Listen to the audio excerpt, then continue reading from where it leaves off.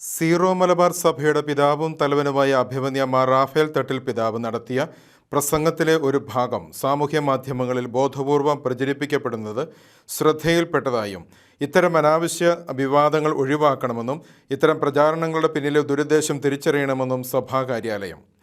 ഭാരതത്തിൻ്റെ വിവിധ ഭാഗങ്ങളിൽ ഒരു രൂപതയുടെയും ഭാഗമാകാതെ ചിതറിപ്പാർത്തിരുന്ന സീറോ മലബാർ വിശ്വാസികൾക്ക് അജപാലന സംവിധാനം രൂപപ്പെടുത്താൻ സ്ഥാപിതമായ ഷംഷാബാദ് രൂപതയിൽ സേവനം ചെയ്തു വരവേ സീറോ മലബാർ സഭയുടെ തനതായ അജപാലന സംവിധാനങ്ങൾ രൂപപ്പെടേണ്ടതിൻ്റെയും അതിനോട് സീറോ മലബാർ വിശ്വാസികൾ സഹകരിക്കേണ്ടതിൻ്റെയും ആവശ്യകതയെക്കുറിച്ച് വിശ്വാസികളുടെ ഒരു സമൂഹത്തെ അഭിസംബോധന ചെയ്തുകൊണ്ട് 2022 ബംഗളൂരുവിൽ നടത്തിയ പ്രസംഗത്തിലെ ഒരു ഭാഗമാണ് ഇപ്പോൾ വ്യാപകമായി പ്രചരിപ്പിക്കപ്പെടുന്നത്. സീറോ മലബാർ സഭയുടെ അംഗങ്ങൾ സഭയുടെ തനതായ ആരാധനാക്രമം അനുസരിച്ചുള്ള കൂട്ടായ്മകളിൽ പങ്കെടുക്കണമെന്ന ആഹ്വാനമാണ് ആ പ്രസംഗത്തിൻ്റെ കാതൽ. ആ പ്രസംഗത്തിൽ ലത്തീൻ സഭയെക്കുറിച്ചുള്ള തികച്ചും പ്രസംഗ ശൈലിയിൽ വന്ന പരാമർശം ഒരിക്കലും ആ സഭയോടുള്ള അനാദരവായിരുന്നില്ല എന്ന് മാർ റാഫേൽ തട്ടിൽ പ്രസ്താവനയിൽ വ്യക്തമാക്കി.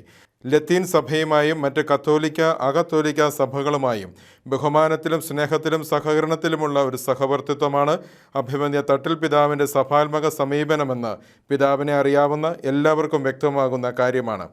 2 വർഷങ്ങൾക്ക് മുൻപ് തികച്ചും സാന്ദർഭികമായി പ്രസംഗശൈലിയിൽ വന്ന ഒരു പരാമർശം ഇപ്പോൾ വിവാദമാക്കുന്നതിന് പിന്നിൽ നിക്ഷിപ്ത താൽപ്പര്യങ്ങളുണ്ട് എന്നത് വ്യക്തമാണ്.